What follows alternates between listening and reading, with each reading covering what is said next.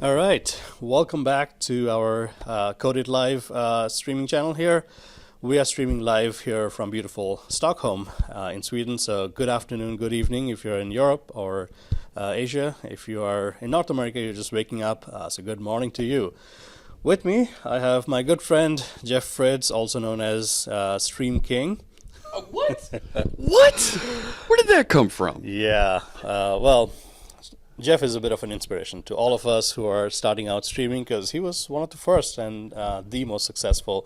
So that's why we wanted to have Jeff on, kind of talk about your experiences with streaming. You have been doing this for 2+ years now? A little bit more than 2 years. Okay. Yeah. All right, so tell us first up, what is streaming? Why should developers be into this? And how did you get into this? So I've always looked at streaming as and live coding, this type of interaction, this medium that we have here. This is a little bit more akin to morning talk radio, right? Mm-hmm. Talk radio is so engaging. It's such a great way to interact with the presenter and to get that knowledge, that next level of knowledge beyond just what's being presented or broadcast about. So when I look at developers interacting and broadcasting on Twitch, on the different video mediums, it's a way to show a little bit of here's what I'm doing and inspire other folks to do more. Mm-hmm. But it's also that chance to show folks and get questions, be able to support them in a very rich way that makes them feel good about what it is they're doing, because they'll see, oh, look, Fritz makes the same mistakes that I do when I'm working with whatever. So how can we make that something easier for anybody anywhere to access? And the availability for the technology, the broadcast, the accessibility of that to anywhere in the world, you can't compete with that. So I was inspired by folks like Suze Hinton and Eric Guzman, who've been doing it a little bit longer than me, but showed me some interesting ways to reach out and engage folks. And when you see some of the crazy things that the gamers do to engage and have fun on stream, it starts to give you ideas. How can we make developer education a lot more fun, a lot more than just here's some code on screen, here's a neat demo. Let's have some fun. Let's talk and have a good time together, just like we would in the hall at a conference like this or at a water cooler at the office. Right. So the live coding aspect of this, is there a way of thinking about this as here's a professional who's really good at what he or she is doing. Mm-hmm. Let's watch, and let's watch how he or she makes the same mistakes maybe, and then how do you recover? And there's a little bit of let's watch and see how they're interacting, how they're building something, learn some techniques from somebody who's been around and written software in ways that I'm not experienced with. And then there's also, well, they're building an open source project that I'm interested in, that I depend on, and I want to be able to contribute by providing feedback, by watching how it evolves and comment on things and help provide some direction on that, and also to be able to help write tests and provide that next level of interaction to encourage the growth of the open source project. So it's really twofold. Besides just learning, let's contribute, let's build something cool together. Right. So open source contributions don't always need to be a pull request. I mean, you can be involved from the get-go. You can discuss, we can provide feedback. Okay. Feedback, documentation, and if you're watching how the project, the library, the application is being built, to be able to write a little bit of documentation for it is going to be a lot easier for you than somebody who picked up and jumped into the project months down the road. True. So when you stream, do you feel that it's a constant two-way communication, two-way street, where you are inviting and engaging people to interact as much as you can? So how did you build up? Like when you first start out, was it an empty room? My first couple streams, there was 1-2 people in the room, and that's okay. We all start like that. Sure. You write that first blog post that nobody reads. Same thing happens here with live video. You start off small, and you you publish your recordings. You need to create that discoverability. And when you have that consistency start to happen, and folks start to recognize and realize that, hey, you know what?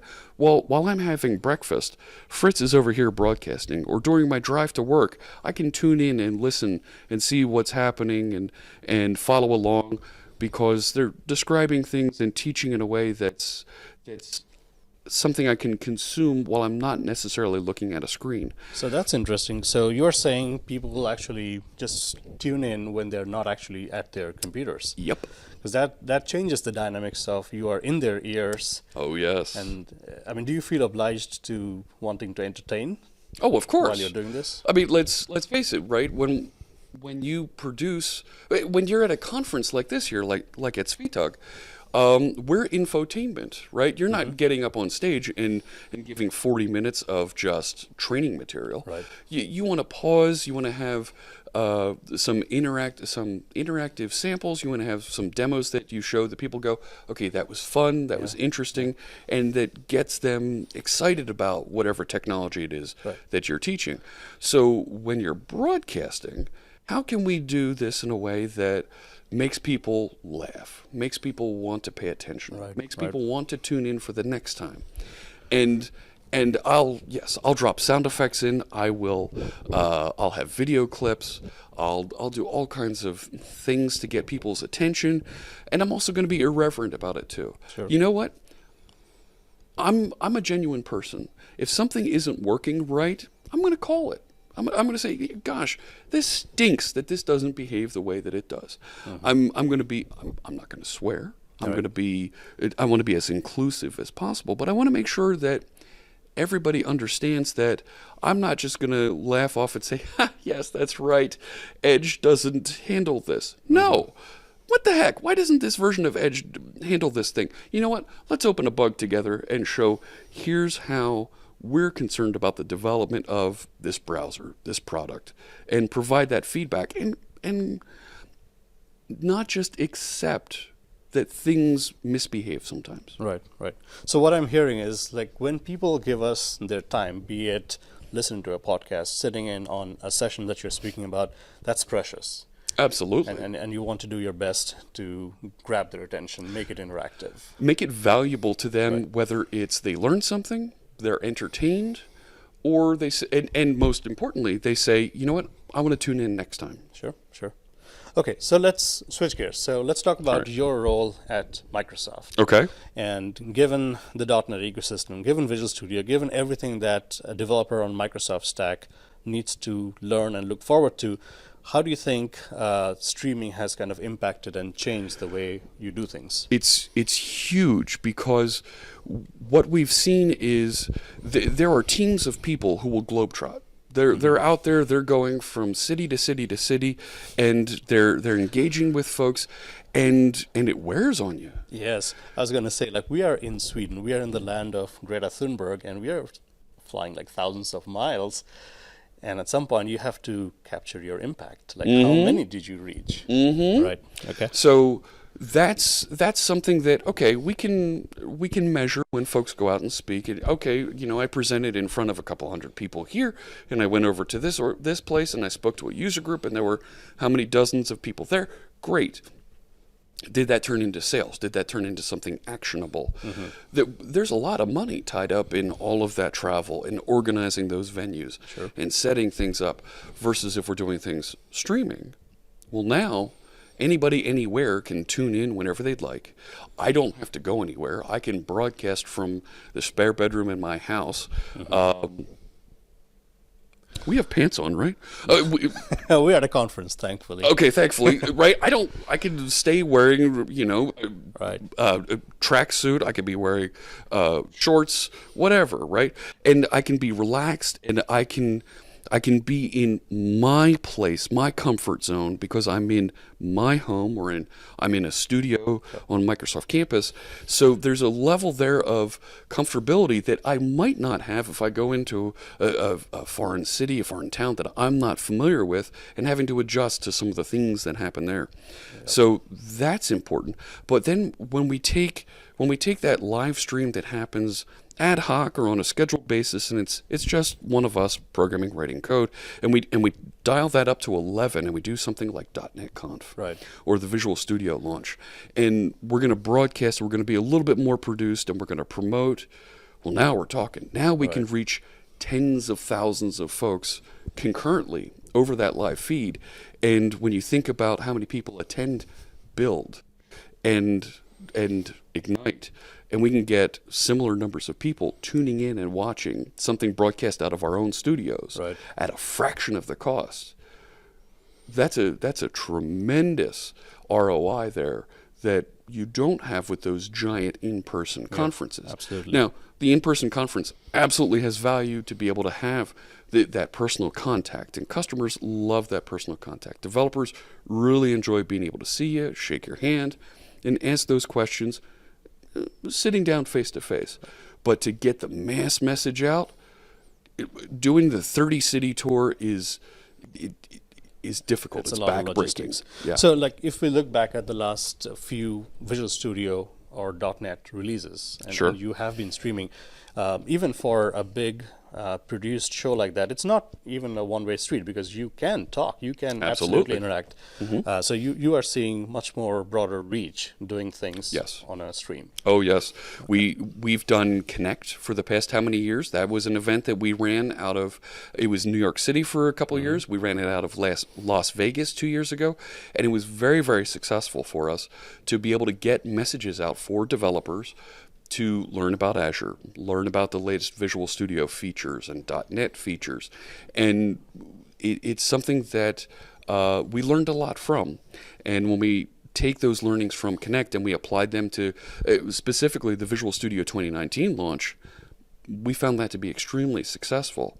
But we can't leave that reach behind. It's one thing to be able to say, you know what, yes, we can reach, we can broadcast, and anybody in the world can tune in, like you out there. Put down the cereal bowl. I know you're watching. But since anybody can tune in from anywhere, well, if we're only broadcasting from 9 to 5 Pacific Coast time, there's 2/3 of the world that we're just not reaching. That's true. So we added this decision to go 24 hours with content for .NET Conf. And that's gigantic, because that means then that not just the folks on the west coast of the United States, but folks in India, folks in Eastern Europe, folks in South America, folks in Africa are going to see presenters that are from their culture. In their communities. In their community. You're engaging those communities. And participating at their time, in their time zone. That's huge. It means then that, as I like to say, the sun doesn't set on .NET. Right. Okay, so if I'm a developer and if I'm inspired by seeing folks like you stream, and if I want to start, is there a big barrier to entry where I look at these lists of things I need to get, or could I start small? So you're going to need to, first off, get a budget of about 10,000. No. Listen, anybody anywhere can start streaming. It's as easy as just hitting Windows G on your machine. You can start streaming to Mixer immediately with your Microsoft account. You're not going to get any camera. It's just going to broadcast what's on your screen, but you can do it. If you want to start doing some more complex things, if you want to have nice camera angle, you want to have really good quality microphones, you can start investing and building out your resources. But that can happen slowly over time. Exactly. As you get better with things. And I've blogged about my journey going through there. Start with the gaming headset, the headset that you use for Skype, for talking to your teams, and the webcam on your laptop, on your PC. It's probably 720p, it's probably 1080i, it's got a nice picture on it, nobody's going to complain about it. But if you have good sound coming off of that headset and you're able to put things together in a simple presentation, you're going to start off on the right foot. Right. Okay. So tell us about a moment during your streaming where you felt really proud, something that made you happy. So I've built several different projects on stream where we've integrated with Twitch, and we've been able to get different values out of the Twitch platform, be able to integrate and get various things happening on screen, different interactions.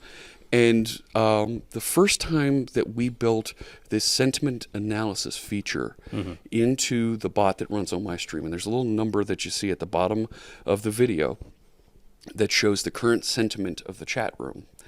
And we connected up to an Azure service so we could get the values out of there, calculate what that current sentiment is based on the messages as they fly by, and present that on screen. That was huge for us to be able to see that appear for the first time, because it really helps to, as a streamer, it helps to show you that, yes, the chat room's having a good time. Or, you know what, there's something critical here that we need to address, we need to get into. And there was a little bit of celebration around there that felt good, that we delivered a feature that's unique. Nobody else on Twitch has this insight into how happy the chat room is. Yeah, which, that's great. Which led then to folks saying, we want to have commands so that we can throw tacos across the screen, because everybody loves tacos. Of course. So now you can execute the tacos command in chat, and tacos fly across the screen. Everybody gets happy, and sentiment goes up 10, 20 points every time somebody exclamation point tacos. Nice. So is there an aspect of streaming where you have to learn to let go of a little bit of control over how your viewers are looking at your stream, where you're giving some control back to your users and your people in the chat room to do stuff? Oh my gosh, yes. Right? Oh my gosh, yes. Richard Campbell and I have this ongoing joke that while streaming is you writing code, it is the least productive time that you have, because chat is wandering, is going to lead you in different places. Right. You're going to start off with an idea. Hey, we're going to work on X. But then chat's going to start asking questions, or is going to make suggestions, and you may go somewhere completely different. And you need to be open to be going somewhere different. Exactly. And when you start to add features like people throwing taco emotes across the screen, or my friend Fierce Kittens has animated GIFs, different memes that people can bring up that have different meaning in her stream. It's crazy what can happen, but it's fun. And it's something that you have to appreciate, that the viewers in the chat room, they're participating, and this is something that they're doing to help influence the show, to help make it theirs also. Right. And that's interesting. So tell us about maybe a cringe-worthy moment while you're streaming. Oh, maybe something gosh. you did, maybe something else. So it's become kind of a known thing on my chat, that in my channel, that I don't play too well with Azure. Azure, for some reason, I find the worst times to try to use Azure. I've reached out and interacted with Azure services while there's an upgrade happening by accident and stuff doesn't deploy properly. Or I'm using some preview tools and they don't build properly, they don't locate things properly, and inevitably it doesn't work properly on stream. Or maybe in a private mode, the browser doesn't forget your credentials. Oh, because Azure likes to hang on to it. And of course, the danger that many developers on stream run into is they end up doxing themselves. Oops, there's my Azure keys on screen. And our friend Brian Clark wrote an extension for the browsers that will hide, that'll blur those keys. Now that's great, but that doesn't remove them from your code. So you still have to be wary that I open an editor tab and that configuration key is in there somewhere, because it's on my development machine and it's not sitting in an Azure Key Vault or something. So everybody runs into this. Everybody does this. It happens. And every time that I inadvertently show a key on screen, I play sad tuba. Oh, I gotta go rotate keys. All right, and I'll rotate keys live on screen. I'll delete the key that was formerly presented. I'll show I'm going and navigating out to whatever the service is, and I'm logged in, and I click the rotate key button. It doesn't show it on screen, but I copy it out, and I switch over to a different view where you can't see my code, paste it back in, save, close. Okay, now we're going to go back to our project again. Right. But I rotate it immediately, typically on camera as much as possible to show, yeah, I make that mistake too. Sure. So I think we can all accept that developers learn in different ways. Certainly. Some of us, we read, some of us, we watch videos, some of us, we just want to do this stuff ourselves. Absolutely. Hands-on. So this may not be for everybody. No. But it's one more thing, and if it's not costing us anything other than our time and our investment and our wanting to entertain while we are doing our craft, then why not? Absolutely. Right? There ends up then being a couple of side benefits, right? And I look at Stack Overflow as being a great place that folks can ask questions and get typically immediate responses. But in recent years, younger folks to the profession, to the discipline of software development will go to Stack Overflow and say, hey, I'm having a problem with manipulating a string with blah, blah, blah, right? Whatever their scenario is. And they'll immediately get somebody writing back, oh, you silly, there's already an answer over here. Didn't you see this from 6 years ago? You should have found this and answered this. And it becomes very intimidating to them.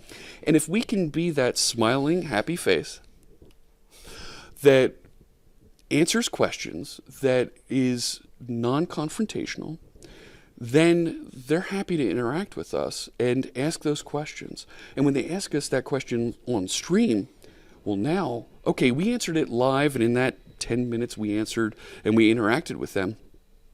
We were showing them a sample or, drawing up some diagrams live.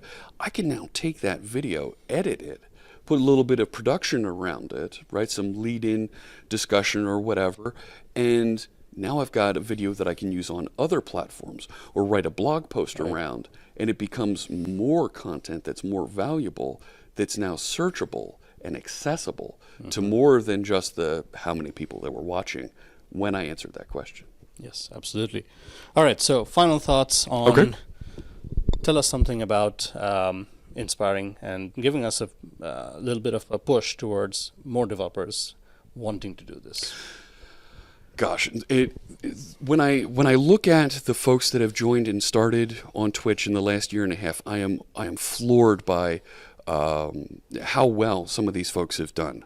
I'm not going to name drop folks, but if you look at that Live Coders team at livecoders.dev, there's more than 110 folks out there. Many of them have just started streaming in the past year, and they are really, really good at talking about whatever their technology is, whatever their discipline is, and they're doing some really cool things. Check out what they're doing. There's somebody broadcasting every hour of the day out there on Twitch that you're able to find and learn from.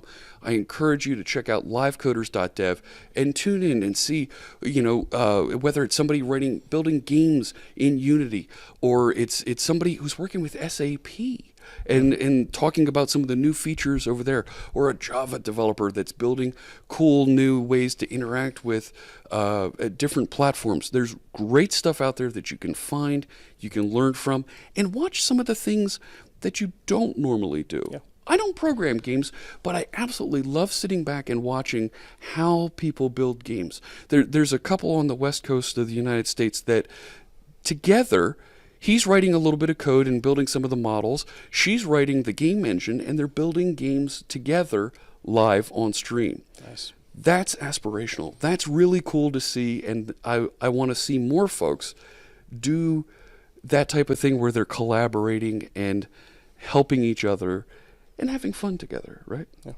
All right. And if I may say so, Jeff is inspiring because he was one of the first and the most successful to be doing this and kind of spearheading things. So when we look at your stream, it is like your personality comes through. Your willingness to, it's not just live coding, it's, again, the willingness to entertain and be inclusive to everybody, making it a friendly place where everybody can come in and engage. So cool. Thank you for what you do. And, you're very welcome. Thank you for spending a few minutes with us, telling Absolutely. us about your tips and trips.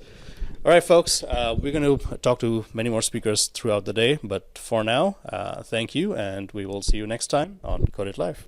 Bye. See ya.